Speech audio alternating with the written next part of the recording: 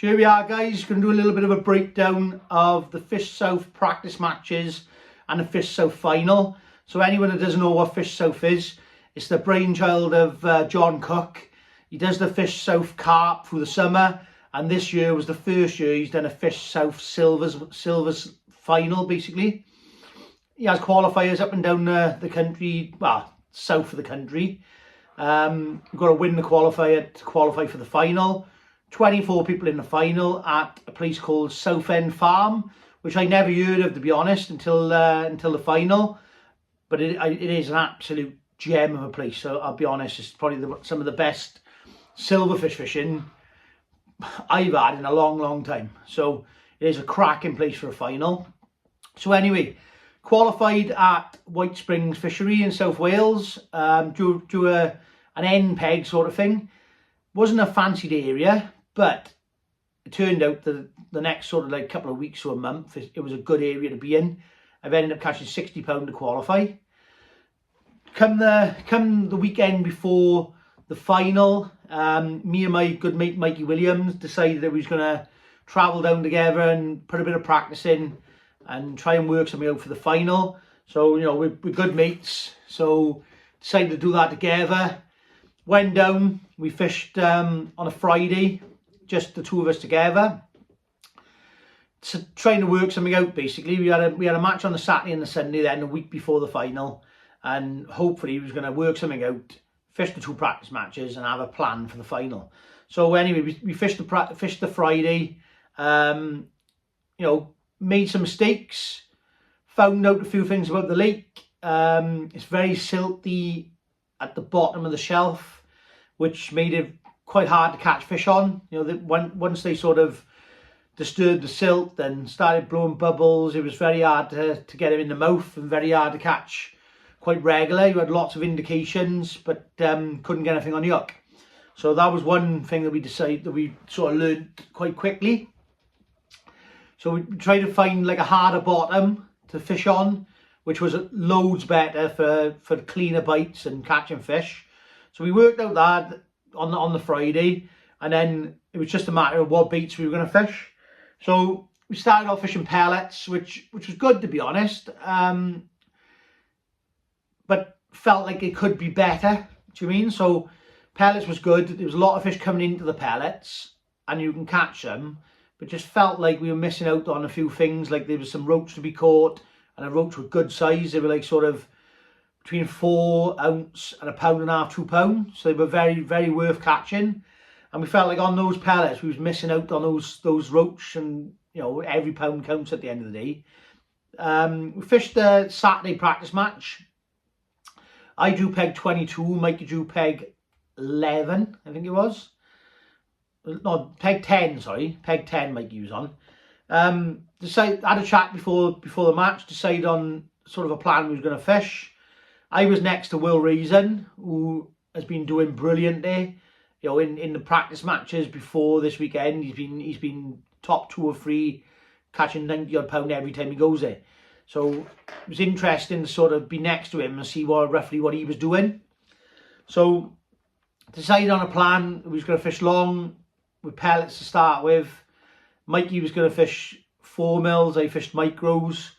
To be honest with you, my long pellet line was not very good. I seemed to get a lot of fish in my swim, but couldn't catch them.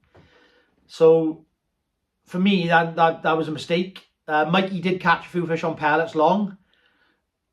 Our short lines, now both of us tried to find hard bottom just so we could get some cleaner bites. And my short line was good. I just fed my short line with some micros and fishing either an expander or wormhead on the hook. And you know, it was good. I caught a lot of fish on it. Mikey fished pellets, I think, short. He wasn't in the best of areas, but come the end of the match, I've weighed £80. Will's won the match next to me with £89, and I was second in the match with £80. I think Mikey had about 40 pounds, something like that. Went back to the hotel, had a good chat about it. You know, had to think about what we was doing. decided we was going to change it up a little bit for the next match and, you know, try and work out a plan of how to catch a little bit better. So I had a good chat about it, you know, decided on a little bit of a plan. Went there the next day, on a Sunday. Mikey drew peg 1, which is like an end peg. So he quite fancied that. And I drew peg 24, which is a bit of a weird peg. It's got like a big bush to the side of you. But, you know, it was a bit awkward to fish, awkward to find the right depths, because it was like a big bush to the side of you with a scaffolding pole going out into the lake, holding a bit of an aerator on the one side. So found my depths again, you know, found a little bit of a harder bottom, short. On my long line, I decided to feed ground bait and dead maggots, because the day before I felt like micros and expanders was not right. So I decided to do that. Spent the first hour or so of the match out long on maggots. Didn't really catch a lot, caught like 2 fish. And after about sort of 35-40 minutes, my swim started fizzing and pimping, and you know, there's a lot of fish in my peg. I was getting indications on my float as well, but just could not get anything to take the up bait. And when I did get a bite, it'd be foul up, and you'd end up losing it. So come short after about hour and a half, because my long line was just a complete waste of time. Come short, changed my feeding a little bit short. I fed ground bait and micro pellets, 2 mil micros. Ground bait I used was a mixture 50-50 of F1 green and original Thatchers. It's a nice mix, you know, nice and sticky and quite heavy, because you got you know, good depth of water, even shorter. You're fishing in sort of 7 or 8 foot, so we've got a good depth of water to fish in. So mixed my ground bait and micros 50-50, wetted it up a little bit, and just fed little balls of that, and decided to fish sort of expanders, worm heads and dead maggots over the top of it, thinking the ground bait and the micros are going to drag fish in, and if I don't feed any particles, then only my hook bait's there and they'll pick it out. Now, it felt like in practice, when we fed particles like casters and dead maggots and chopped worm and stuff, in practice when we fed that, it dragged too many small fish in, and I wanted to fish sort of a bait that I could catch fish on, bigger fish, but also give myself a chance of catching a few of those roach. So decided on worm heads, maggots and a few expanders. Worked really well, had a really good sort of second half of the match, ended up weighing 79 pound, which was just short of 80 pound again. Mikey's had 87 pound on peg 1, so he's caught a pile of fish as well, and we fed our short lines very similar. And you know, with talking, that's how we felt like those short lines needed to be fed. Mikey did catch long on the pole on pellets again, but sort of tapping in 4 mil pellets, feeding a little bit of micros together, and then just sort of tapping 4s and catching sort of an odd fish before that bottom sort of went to a mess, and seemed to catch quite well on it. You know, the first sort of half hour, 40 minutes, a lot better than what I did. And Rich Chapman next door, I noticed he was fishing pellets and just tapping 4 mils, and he caught really well for the first half hour, 40 minutes. So we had a little bit of chat and felt like that was the best way to start your match. But then our short lines, you know, we were going to feed the way we were feeding it, with some micros, some ground bait, and just have our hook baits on the hook. Don't put any particles into the actual mix. So went back to the hotel, decided on a bit of a plan. Thought, you know, we got this sort of somewhere near where we want to be. You know, felt like in practice has gone well. You know, had a real good chat on the way home that day, and felt like we were somewhere near, a lot nearer than what, you know, we was on a Friday when we turned up. So anyway, week had gone by, and you know, we've had a good chat over the week about what to do and all that, and what to sort of, how to feed it, and decided on a bit of a plan. Travelled up the night before, stopped in the hotel. We went to the fishery to have a little look at where the wind was blowing, and the wind was blowing into sort of peg 1 and peg 31, which on the day I think was peg 1 and peg 24. So felt like we wanted to be that bottom end, but also felt like we needed a bit of space. Like peg 1 had a bit of space, 31 had a bit of space. I think it was 28, which would have been 24 and 22 on day. They had a bit of space. 25 permanent peg, which would have been 21 on the day. That had a bit of space as well. So we felt like we wanted to be on those sort of pegs to give us a bit of space, that we could probably get 2 lines in short plus our longer line to give us the best chance. Because we felt like we needed somewhere to rest that short line. You couldn't just sort of nail them on it and keep catching. You needed somewhere to rest it, just to keep fish coming. Just when they got unsettled, you needed to sort of feed it and rest it. So felt like we needed to draw them. You know, got to the fishery on the day, went in the draw bag. I drew permanent peg 23, which was 19 on the day. Next to Will Reason again, he was on 24, which was permanent peg 20 on the day. Felt like the week before I've had almost £80 off it, and you know, got my long line wrong, and felt like I should have had £90 to £100. And on the Wednesday match before the final, I think £144 won off that peg 24. So felt like Will was going to be a real threat there. Robbie Taylor drew permanent peg 25. Good mate of mine and Mikey's from South Wales, Dan Bowen, drew permanent peg 28, which was another one that we felt like had a chance. Mikey drew peg 1, which is the same peg that he practiced on the Sunday match. So he was really confident, and you know, I felt like he had a real good chance. And to be honest with you, I felt like he was going to win it. You know, I felt like in practice we sort of got to grips with the feeding. Felt like we had it almost right. With him having a sort of big weight on there on the Sunday, I just felt like he was going to make no mistakes and really do well. So started the match, I fished 30 metres, found a short line on hard bottom just to my left at 6 metres, and I managed to get another peg in sort of in front of me at an angle at about 4.5 metres with the same depth as I had at 6 metres.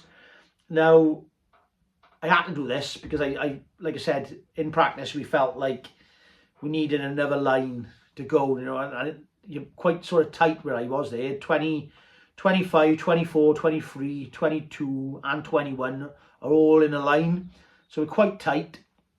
I felt like I needed somewhere to go to rest my sort of short line when I was catching on it. So I had to try and get another line in somewhere.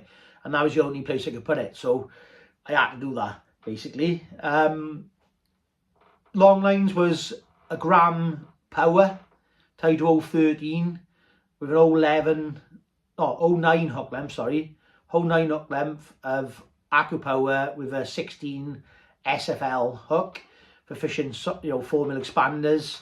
Decided I was going to feed that with softened 4s. Me and Mikey talked about it, you know, when we were practicing.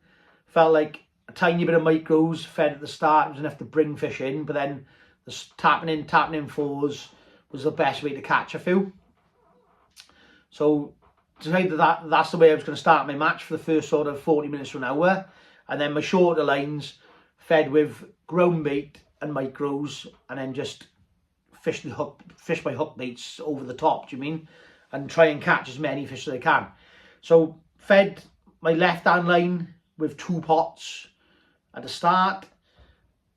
My short line in front of me fed 1 pot, hoping that I could go on my left hand line, catch what I could. When I needed a change, I just drop in short, maybe catch an odd fish, just enough time to, you know, to let them settle back on that line.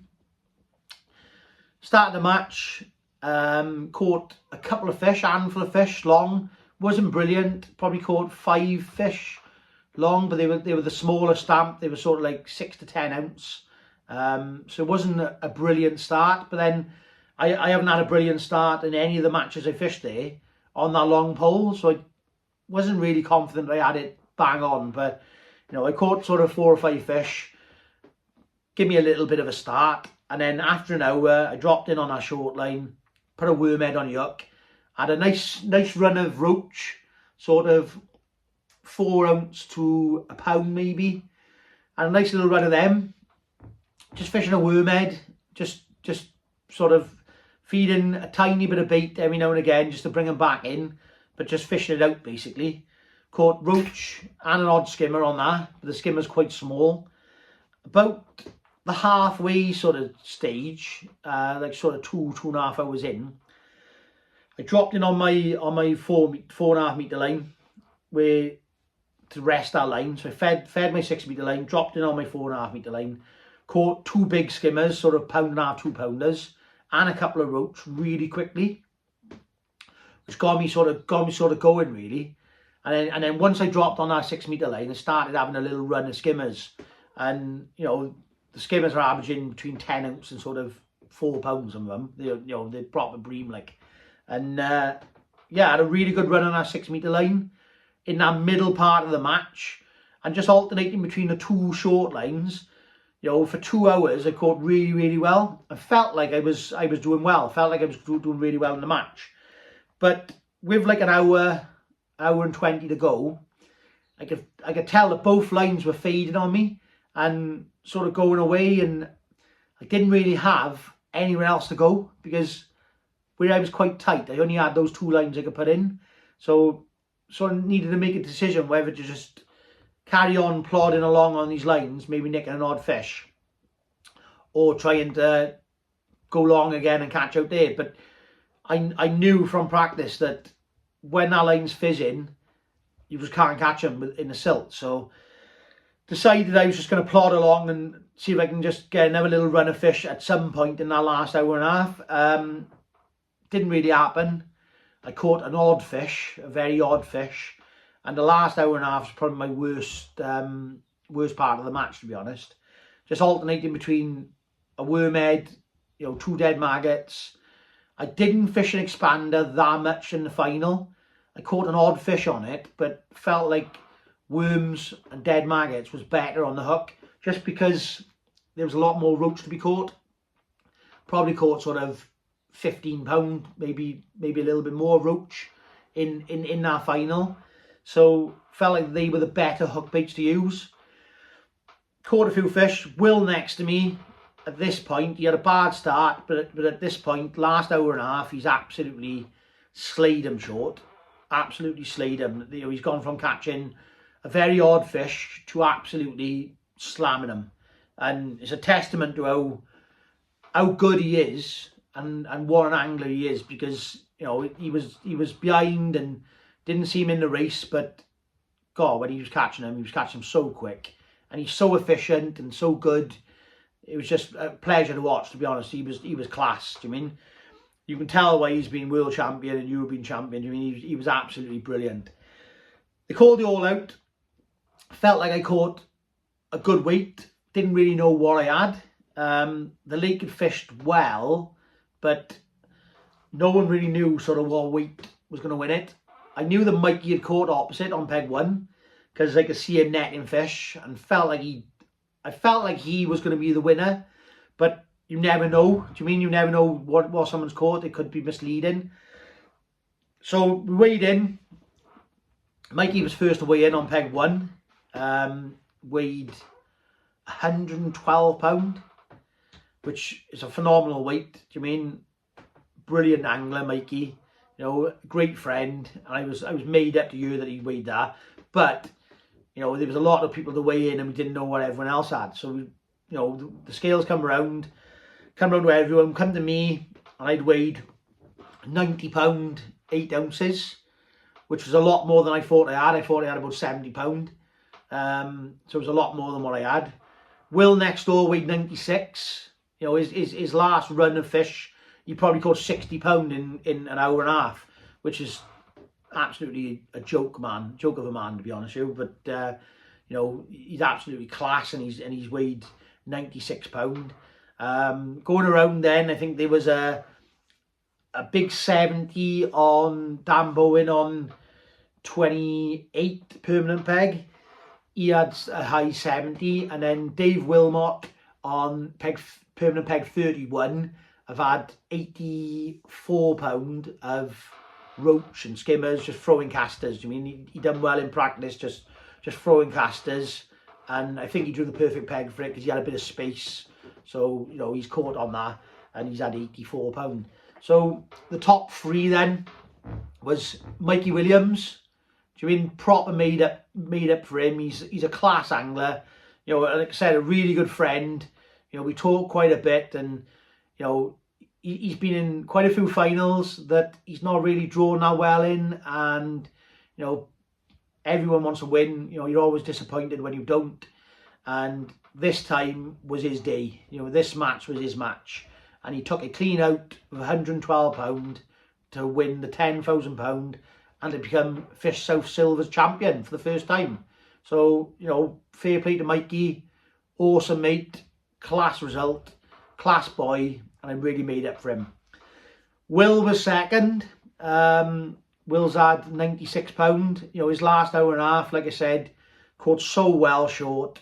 It was an absolute joke, honestly, how good he was and how efficient he was, and he was just brilliant. Really thoroughly deserved that.